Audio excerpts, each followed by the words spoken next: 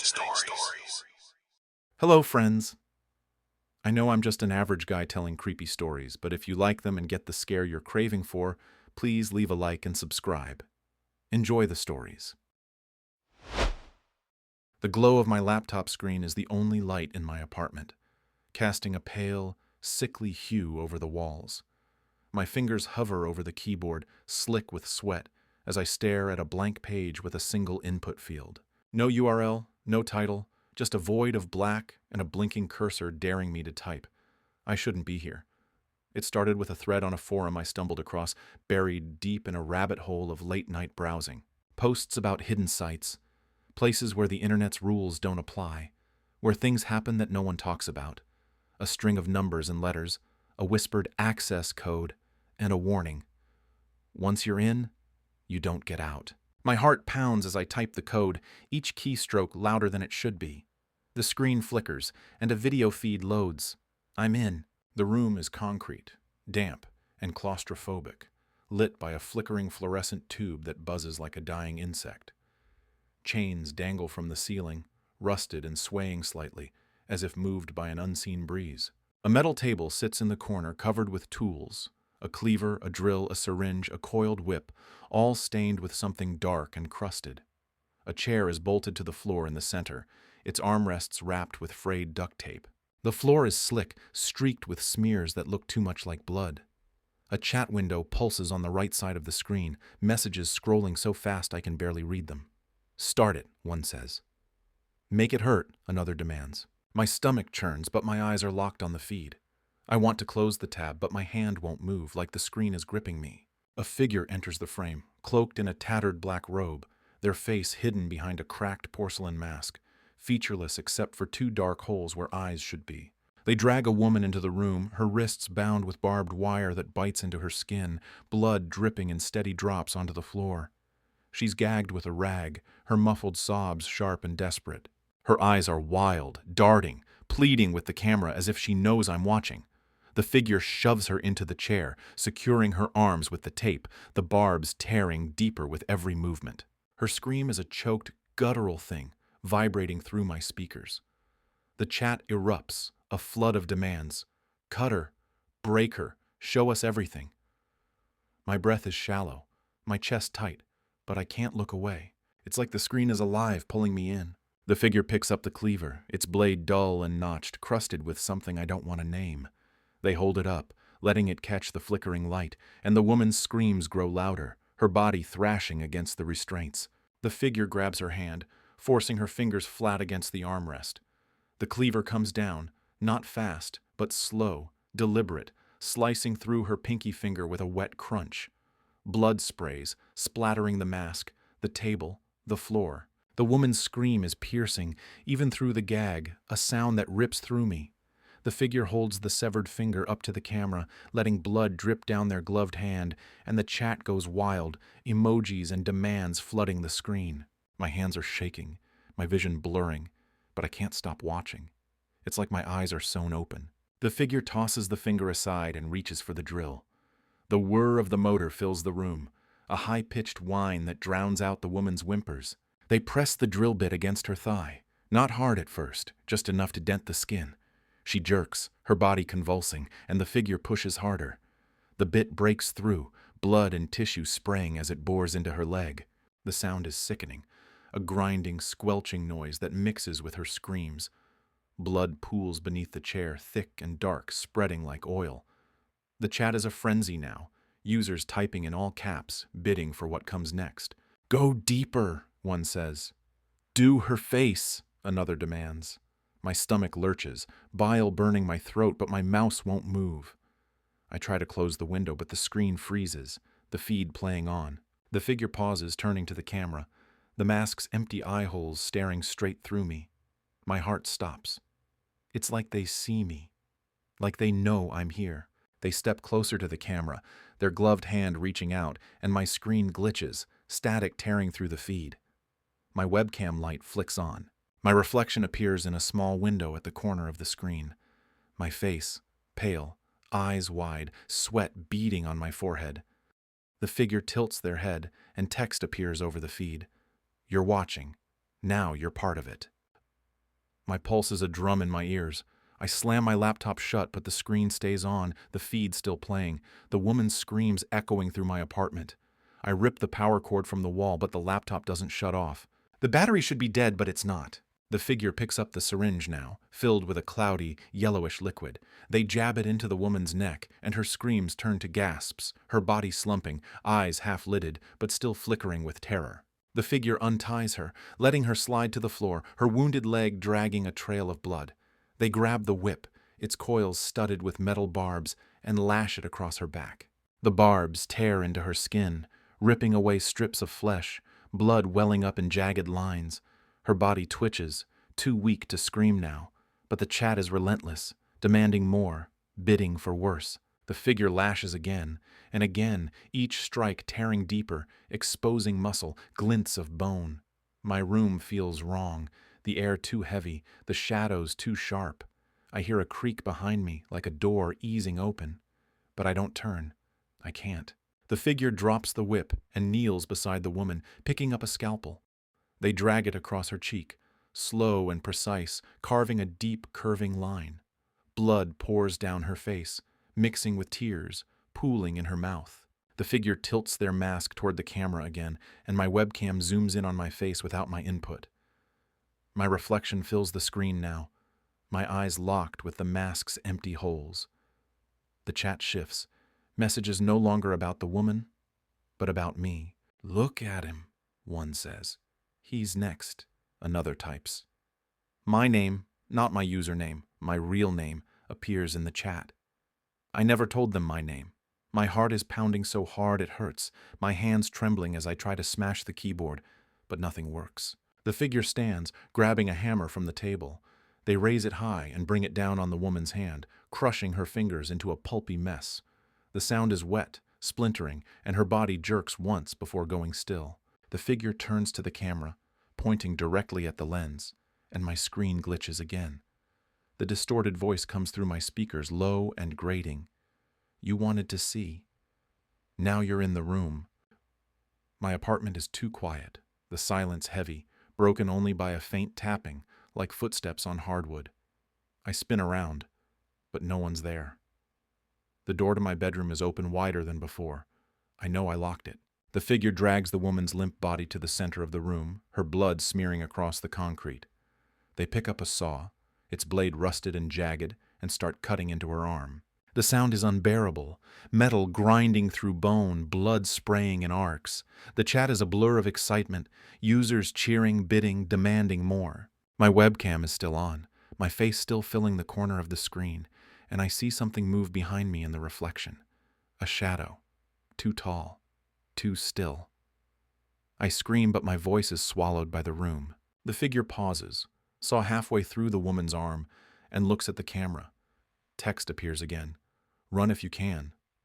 The tapping in my apartment grows louder, closer, coming from the hallway. I stumble out of my chair, my legs weak, and run to the door. But it won't budge. The handle is cold, slick, like it's coated in something wet. The screen is still playing, the saw moving again, the woman's body twitching faintly. The voice speaks through my speakers. "You can't leave."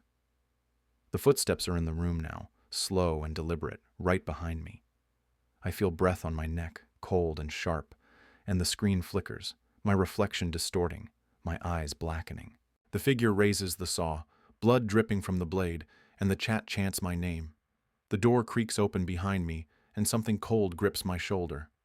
The screen goes black, but the footsteps don't stop. The grip on my shoulder is like ice tightening until my bones ache. I spin around expecting to see the masked figure from the screen, but there's nothing.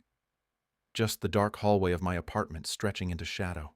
The footsteps have stopped, but the air is thick, oppressive, like it's holding its breath. My laptop screen is black, yet the faint hum of its fan persists, a low growl that shouldn't exist without power. I back away from the door, my bare feet sticking to the hardwood, leaving damp prints as if the floor is sweating too. The silence is worse than the screams from the video, a void that presses against my eardrums. I fumble for my phone, hands shaking so badly I nearly drop it. The screen lights up. 3:17 a.m. No signal, no Wi-Fi, just a blank notification bar. I try to dial 911 anyway, but the call won't connect. The screen glitches, pixels fracturing into jagged lines. My reflection in the glass is wrong. My face, but the eyes are too wide, too dark, like the holes in that porcelain mask. I hurl the phone across the room, and it skids into the corner, screen still glowing, casting a faint blue hue over the walls. The tapping starts again, slow and rhythmic, coming from the ceiling this time, like something crawling in the space above. I grab a kitchen knife from the counter, its blade dull but better than nothing, and creep toward the bedroom door, still ajar, the gap wider than I left it. The air smells wrong, metallic, like rust or blood, and it's colder than it should be in July. My breath fogs in front of me, each exhale visible in the dim light spilling from the laptop. I don't want to look at it, but my eyes betray me. The screen isn't black anymore. The video feed is back, but the concrete room is empty now. No woman, no figure, just the blood-smeared chair and the tools glinting under the fluorescent buzz. The chat window is still active, messages scrolling. He's moving. Knife won't help. Show us his face. My name appears again over and over, typed by users I've never seen. Their usernames strings of random numbers and symbols, like static given form. The tapping above me stops, replaced by a low, wet gurgle from the bedroom. I grip the knife tighter, my knuckles white, and push the door open. The room is dark, but the smell hits me harder.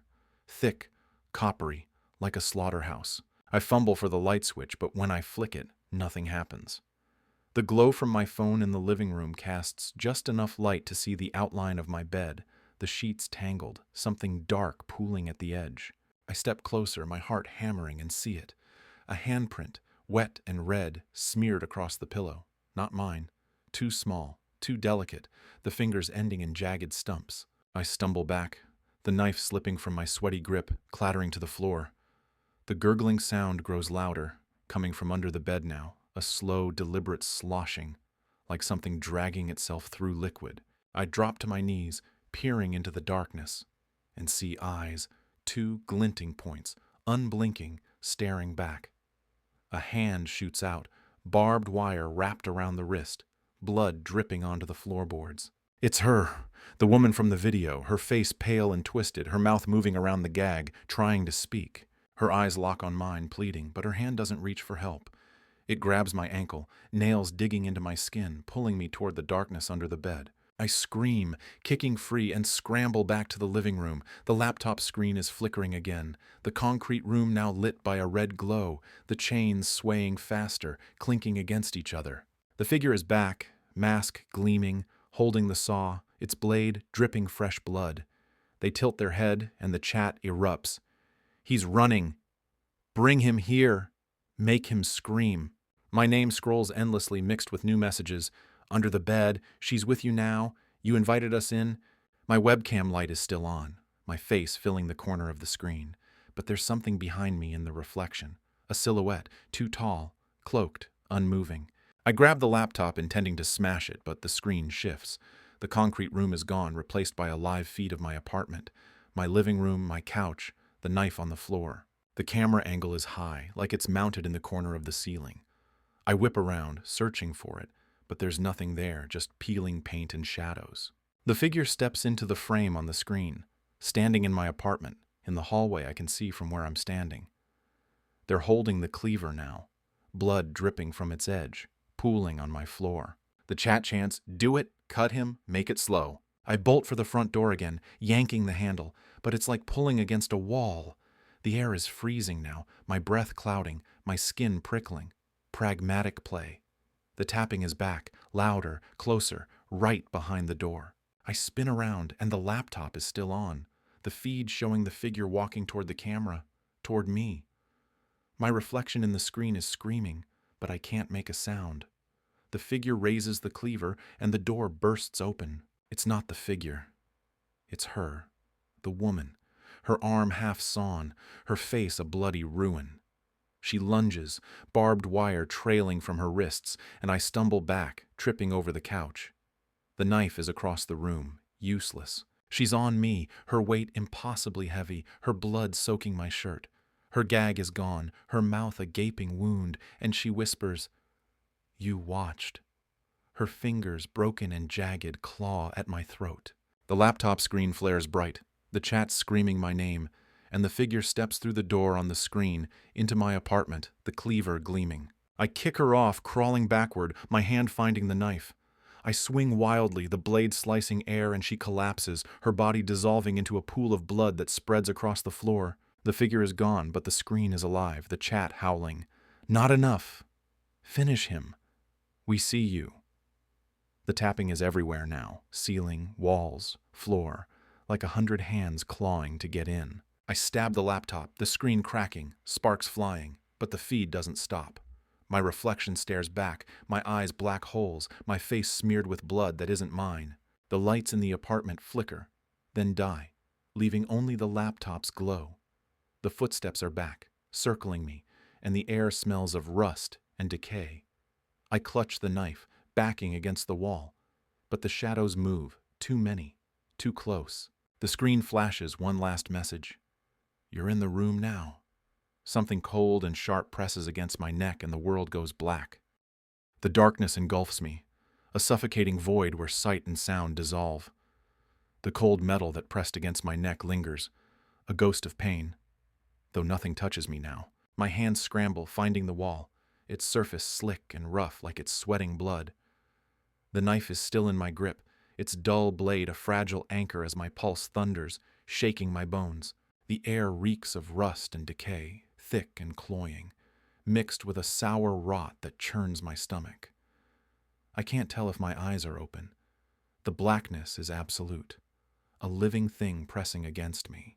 The laptop's glow is gone, its fans silent, but I feel its presence, a malevolent weight in the room. My bare feet slip on the wet hardwood, leaving sticky trails. I don't want to know what coats the floor. My breath fogs in the freezing air, though I can't see it, each exhale sharp in the July cold. The tapping hasn't stopped, a chaotic rhythm echoing from the walls, ceiling, floor, like the apartment is alive, its pulse mocking mine. I clutch the knife tighter, my knuckles aching, and slide along the wall, searching for the front door. My fingers brush something soft, yielding like flesh. I jerk back, swallowing a scream, and the tapping surges, a deafening clatter that shakes the room. A rustle breaks the dark, cloth dragging, slow and deliberate. I freeze, the knife raised, but the air shifts, heavy with something watching. "Who's there?" I croak, my voice barely a whisper, swallowed by the void. The tapping slows, deliberate, taunting. Tap, tap, tap, like footsteps circling just out of reach.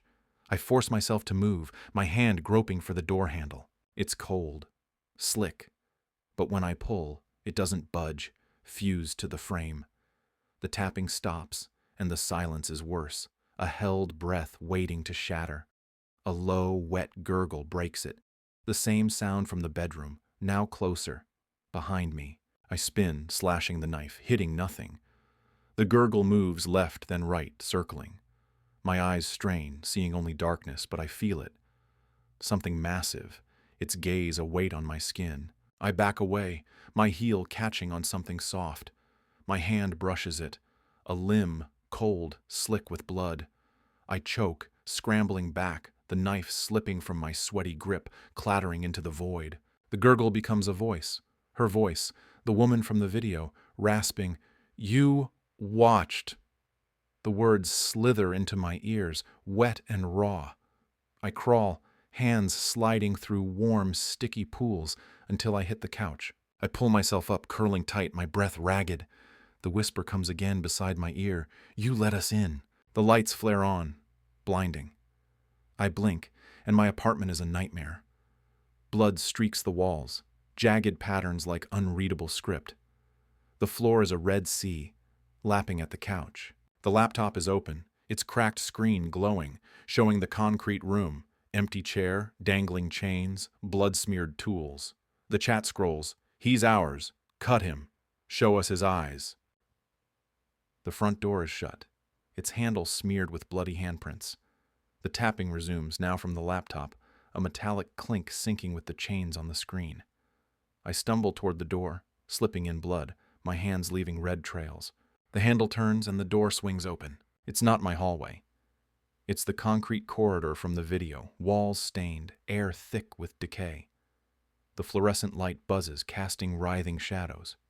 I step back, but the door slams shut, now cold concrete. The voices rise, chanting my name, a deafening roar. I run, feet slapping the damp floor, the tapping chasing me, always behind, above, below. The corridor stretches, walls closing in, air freezing. I reach a rusted door, red light seeping from its edges. The voices scream, "You're in the room!" I grip the handle, the metal biting my palms, and pull it open. I'm in the concrete room. Blood coats the walls, chains sway overhead, the chair sits center, straps frayed. The tools gleam on a rusted table, saw, cleaver, pliers. The laptop is here, showing my empty apartment, blood gone, lights dim. The chat scrolls. He's here. Start the show. Her body lies crumpled, the woman from the video, arm half sawn, face a bloody ruin. Her eyes snap open, black and unblinking, and she grabs my ankle, hissing, "You watched!" I kick free, stumbling toward the chair, heart pounding. The tapping is everywhere, chains clinking, voices chanting. The figure steps in, mask gleaming, cleaver dripping blood. The chat erupts. "Do it. Make it slow." I scream, but the door is gone, the wall solid. The figure tilts their head, eyes black voids. I lunge for the table, grabbing the saw, its teeth sharp. I swing at the figure, but it passes through them like smoke. The chat laughs. "He's trying. Finish him."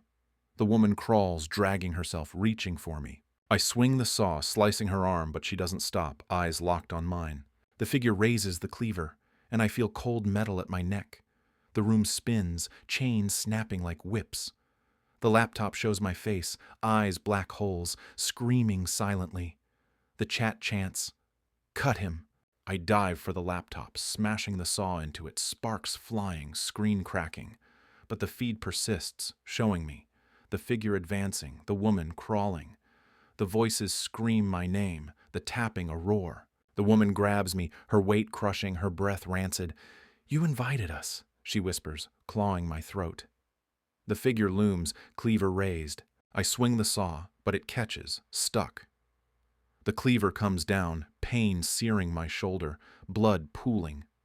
I crawl, hands slipping, and slam the saw into the laptop again. The screen flares, showing the room, my body in the chair. Blood everywhere. The chat screams, "He's ours!" The woman pulls me down, her nails in my flesh. The figure swings again, and pain explodes, endless. The chains wrap around me, pulling me into darkness. The tapping follows, relentless, as the screen flashes. "You're in the room now!" The world fades, the voices a distant roar, the cold metal eternal. Somewhere, in the void, the tapping starts again. I'm not sure how I ended up here.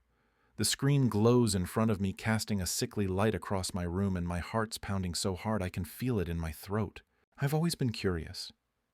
Too curious, my friends used to say, but this is different. This isn't just stumbling across some creepy forum or a grainy video that leaves you uneasy for a few hours. This is something else entirely, something that grabs you by the soul and doesn't let go. I'm writing this down because I need to make sense of it, to process what I've seen. But even as I type, I can feel the weight of it pressing down on me, like the air itself is heavier now. I don't know if I'll ever sleep again. It started innocently enough. I was bored, scrolling through some obscure tech forum, the kind of place where people argue about VPNs and encryption like it's a religion. Someone posted about the dark web, not the usual edgy nonsense you hear from kids trying to sound cool, but a detailed guide. They talked about Tor, about hidden services, about layers of the internet most people never touch. I'd dabbled before, downloaded a torrent or two, nothing serious. But this post was different. It wasn't just instructions.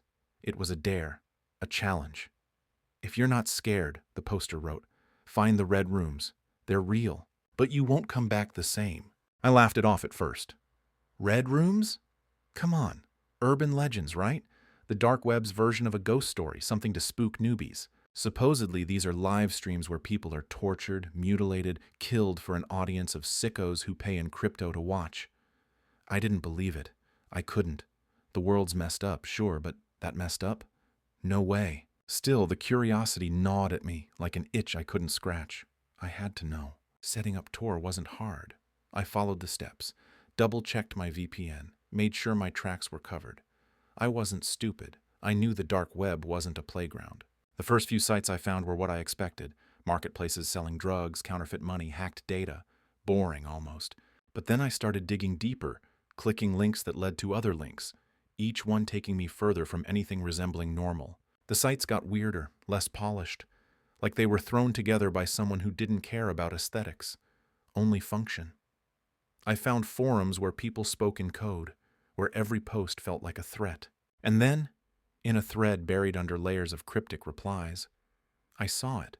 A link with no description, just a string of numbers and letters, and a single word next to it. Watch. I hesitated.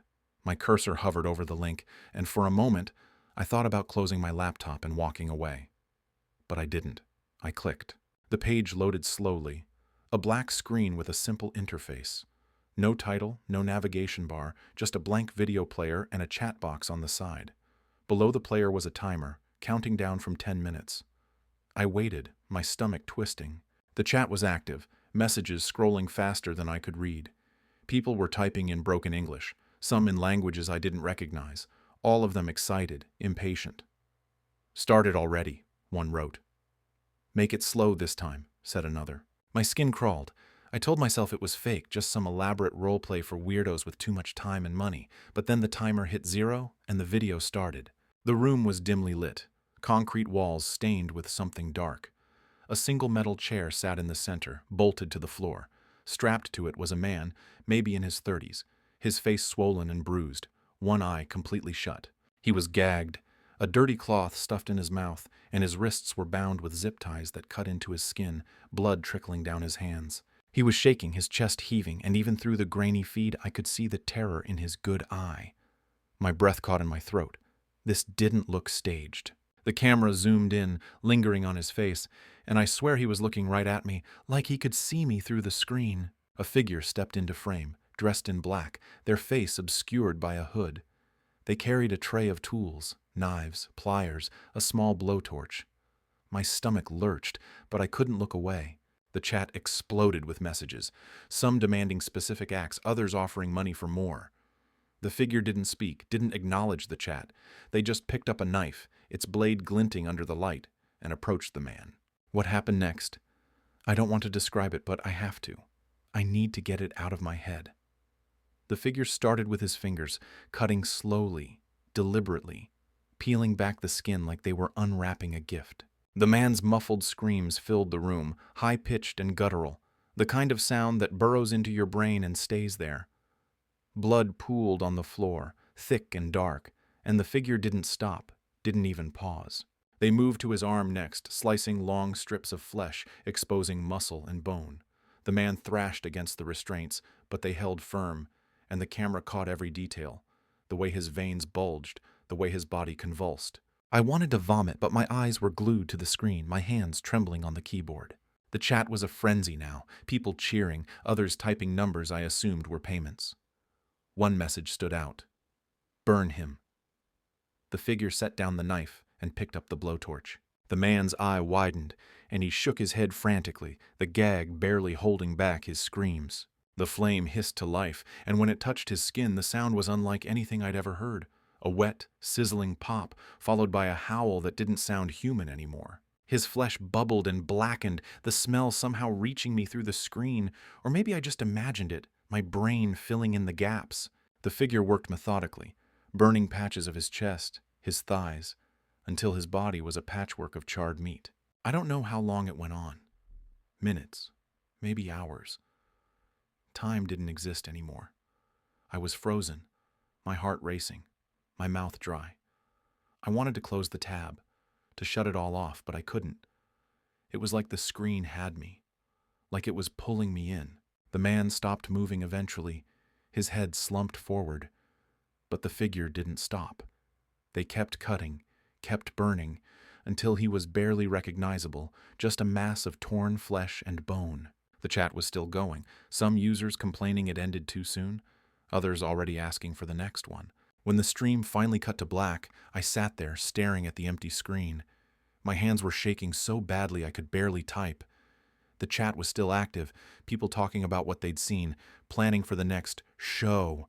I closed the browser, shut down my laptop, and sat in the dark, trying to process it. I told myself it was fake, had to be fake, but deep down, I knew it wasn't. That man was real. His pain was real, and I'd watched it, sat there, and done nothing. I didn't sleep that night. Every time I closed my eyes, I saw his face, heard his screams. The next day, I tried to go back to normal, to pretend it never happened. I deleted Tor, wiped my browser history, even reset my laptop to factory settings. But it didn't help. The images were burned into my mind. And worse, I couldn't shake the feeling that I was being watched. My webcam light would flicker on for no reason. My phone would buzz with notifications from apps I didn't recognize. Once, I swear, I saw a reflection in my screen that wasn't mine. A hooded figure, just for a second before it was gone. A week later, I got an email. No sender, no subject, just a link. My heart sank when I saw it, because I recognized the format, the same string of numbers and letters from before. I didn't click it. I couldn't. But I kept the email, and I don't know why.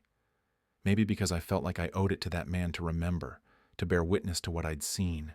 Or maybe because I'm scared that if I delete it, they'll know. They'll find me. I haven't gone back to the dark web, but I can't escape it. I see that room every time I close my eyes, hear those screams in the quiet moments. I don't know who those people were, who the man was, or why I was allowed to see it. All I know is that something broke in me that night, something I can't fix. And the worst part? A tiny, sick part of me wants to go back, to see if it was real, to prove I can face it again. But I know if I do, I'll never come back the same, if I ever come back at all. The screen flickers, a sickly green glow casting shadows across my room. My fingers tremble as they hover over the keyboard, the cursor blinking like a heartbeat in the search bar. I don't know how I ended up here, chasing whispers from a forum thread that promised something forbidden, something real, the kind of thing you don't talk about in daylight. It started as curiosity, a late-night dive into the underbelly of the internet, clicking links I shouldn't have, following a trail of cryptic posts that led me to a site that didn't exist on any search engine. A blank page with a single line of text. Enter if you dare. No URL, no navigation, just a black void and a prompt. I typed, my heart thudding, and the screen shifted. A grainy video feed loaded, and I was in. The room on the screen is small, concrete walls slick with moisture, lit by a single bare bulb swinging from a frayed cord. The light sways, casting jagged shadows that seem to writhe on their own. In the center, a metal chair bolted to the floor, its surface rusted and stained. The stains are dark, uneven, spreading like ink blots. Blood, I realize, and my stomach twists. A table sits to the side, cluttered with tools, surgical instruments, a hammer, a blowtorch, a pair of pliers glinting under the bulb's flicker. My breath catches, but I can't look away. The chat window on the right pulses with activity, usernames flashing, Spectator 1, Crimson Watcher, Pain Lover, all typing in a frenzy. Show us, one says. Make it slow, another demands. I want to close the tab, but my hands won't move. The air in my room feels heavy, like it's pressing me into my chair. A figure steps into frame, shrouded in a black hoodie, face hidden behind a featureless white mask. The mask has no mouth, no eyes, just smooth, glossy emptiness. They move with purpose, dragging something, or someone, into the room. It's a man, bound and gagged, his eyes wide with terror, pupils dilated like black holes. His wrists are zip-tied, the plastic cutting into his skin, thin rivulets of blood dripping onto the floor. He's shirtless, his chest heaving, sweat mixing with the dirt smeared across his body. The figure drops him onto the chair, and his muffled screams vibrate through the gag, a sound that claws at my insides. The chat erupts. Cut him, someone types. Burn him, another adds. My mouth is dry, but I can't stop watching. It's like the screen has hooks in my eyes. The figure picks up the pliers from the table, their movements slow, deliberate, like they're savoring the moment. They kneel in front of the man, who's thrashing now, his chair rattling against the bolts. The pliers snap open and closed, the metal glinting as they catch the light. The figure grabs the man's hand, forcing his fingers to splay out. The chat is a blur of demands, a sick chorus egging them on. The pliers clamp down on a fingernail, and the man's scream, even through the gag, is raw, animalistic. The figure pulls, slow and steady, and the nail tears free with a wet, ripping sound. Blood wells up, pooling in the crevice where the nail used to be. The man's body convulses, his head slamming back against the chair. The chat explodes with emojis, smiling faces, clapping hands, flames. I feel bile rise in my throat, but my eyes are glued to the screen. I want to scream, to shut it off, but my fingers are frozen. The figure holds the bloody nail up to the camera, like a trophy, letting it glint in the light before tossing it aside. They move back to the table, picking up a scalpel this time. The blade is thin, razor sharp, catching the bulb's glow as they turn it over in their hand. The man's eyes follow the blade, his chest heaving faster, his muffled pleas growing desperate. The figure kneels again, dragging the scalpel across his thigh, not deep, just enough to break the skin. A thin red line appears, blood beating up like tiny rubies. The man's scream is choked, his body jerking against the restraints. The figure tilts their head as if studying their work, then presses the blade deeper, carving a slow, deliberate spiral into his flesh. Blood runs freely now, dripping onto the concrete, pooling around the chair's legs. The chat is ecstatic, messages flooding in. More! Deeper! Make him beg! My hands are shaking, my heart pounding so hard I can feel it in my skull, but I can't look away. It's like the screen is alive, pulling me in, making me complicit. The figure stands, wiping the scalpel on their sleeve, and reaches for the blowtorch. The man's eyes widen, his body thrashing so violently the chair creaks. The figure flicks the torch on, a blue flame hissing to life, and the chat goes wild. They hold the flame close to the man's chest, not touching, just letting the heat blister his skin. Red welts bloom instantly, the skin bubbling and splitting. His screams are constant now, a high-pitched wail that cuts through the gag, through the screen, through me. The figure moves the torch slowly, methodically, tracing lines across his torso. The smell. I can't smell it, but I imagine it. Charred flesh and coppery blood, and my stomach lurches.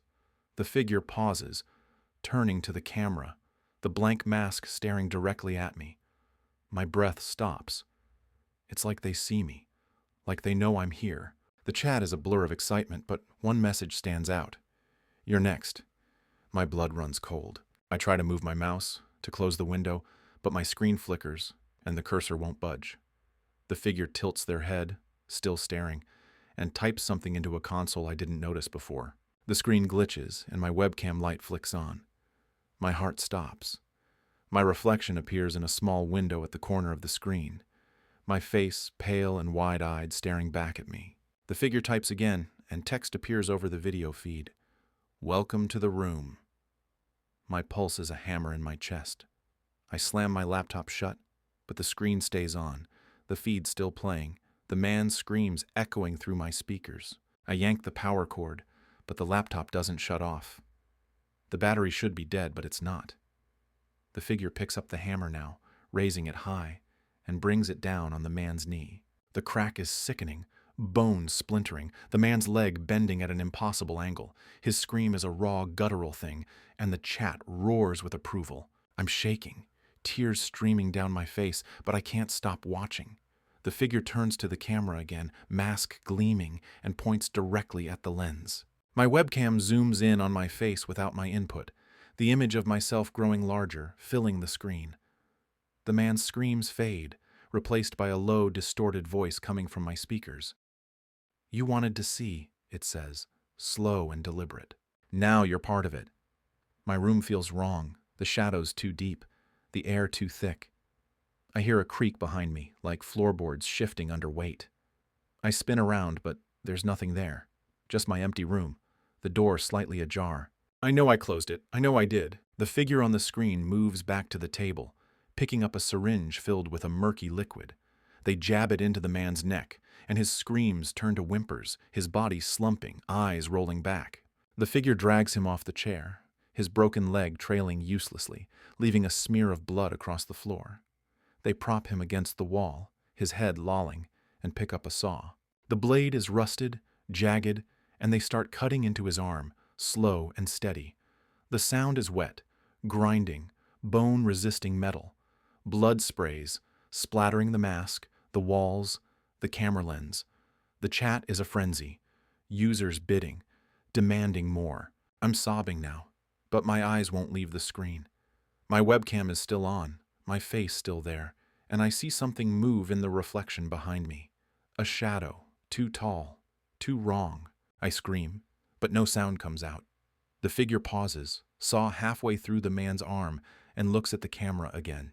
They raise a gloved hand, pointing, and my screen glitches, static tearing through the feed. My reflection distorts, my face stretching, eyes blackening. The distorted voice speaks again. You can't leave. I hear footsteps in my house, heavy and deliberate, coming closer. The door creaks open wider, and the light in my room flickers, matching the bulb on the screen. The figure starts sawing again, the man's arm falling free, blood pooling like a lake. The chat chants my name, not my username, my real name. I never told them my name. The footsteps are in the room now, behind me. I feel breath on my neck, cold and damp. The figure on the screen tilts their mask, and I swear I see my own reflection in it, my own eyes staring back, hollow and terrified. The saw keeps moving, the man's body twitching, and the voice whispers through my speakers, "You're next." Something cold touches my shoulder, and the screen goes black, but the footsteps don't stop.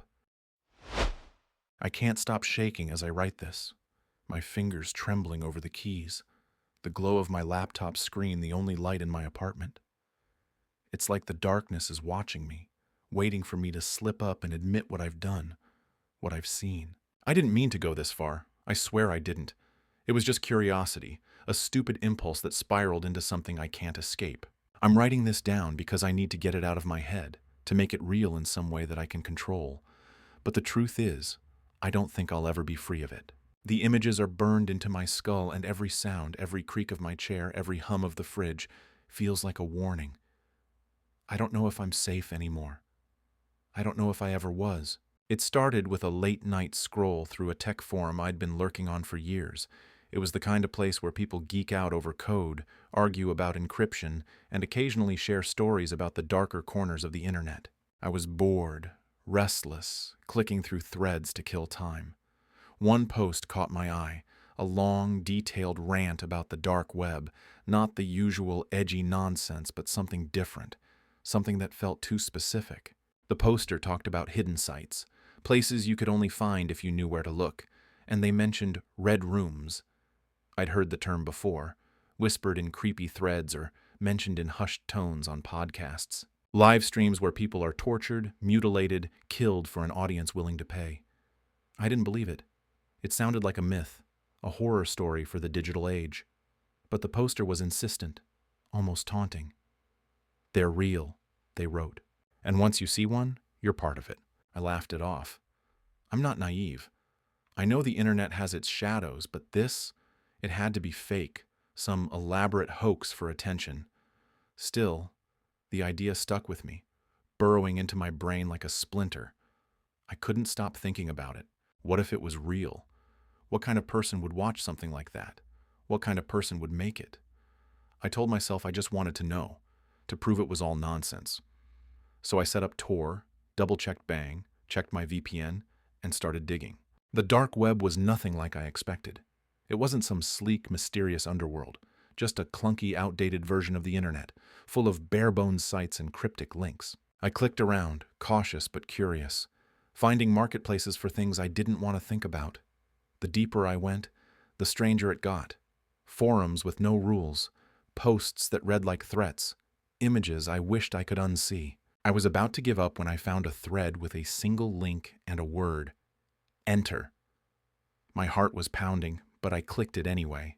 The page loaded, a blank black screen with a video player, a chat box, and a countdown timer.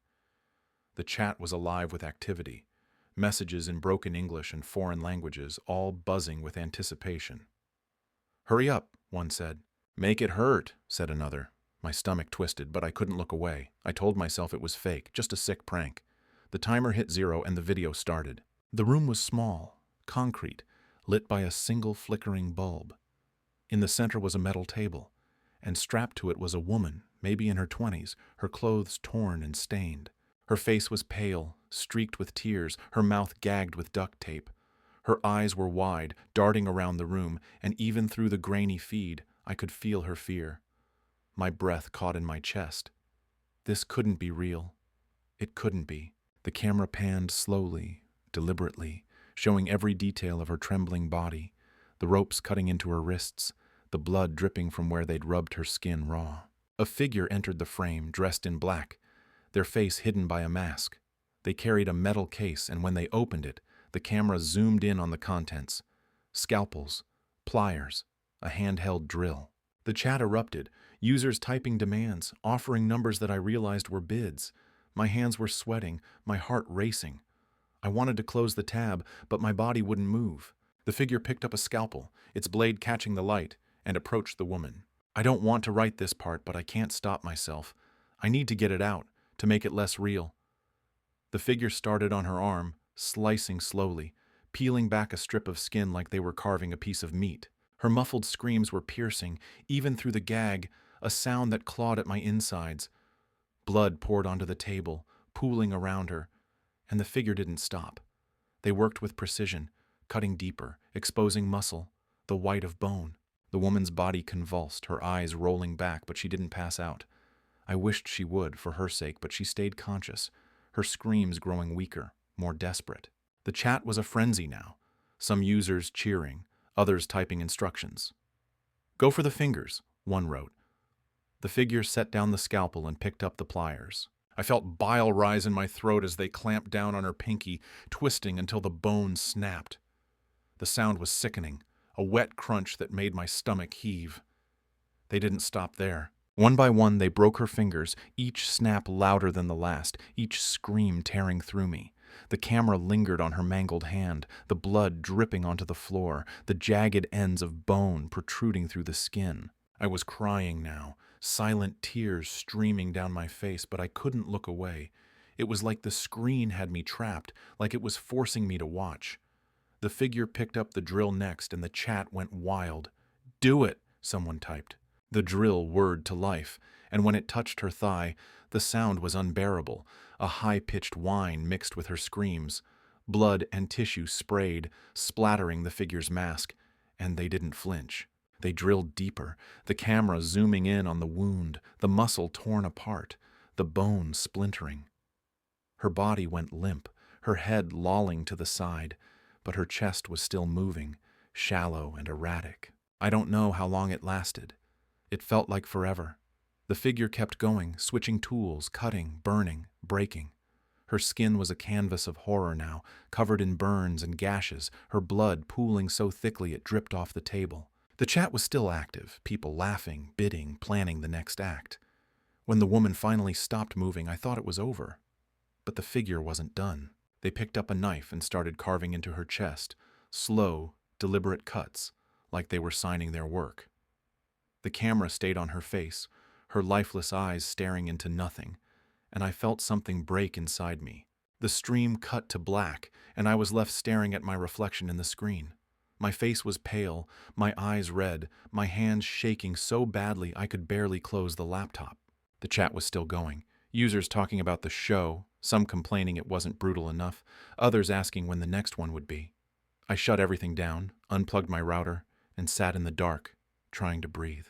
I told myself it was fake, a special effects masterpiece, but I knew better. Those screams were real, her pain was real. I didn't sleep that night, or the next. Every time I closed my eyes, I saw her face, heard the drill, smelled the blood.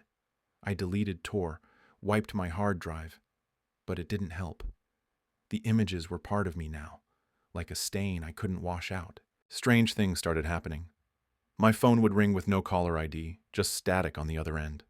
My webcam would turn on by itself, the light blinking in the dark. Once, I woke up to find my laptop open, the browser loaded to a blank page like it was waiting for me. A few days later, an email arrived.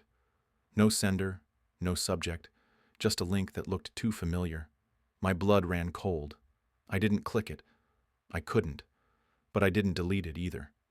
It's still sitting in my inbox, a digital ghost I'm too scared to touch. I don't go online much anymore.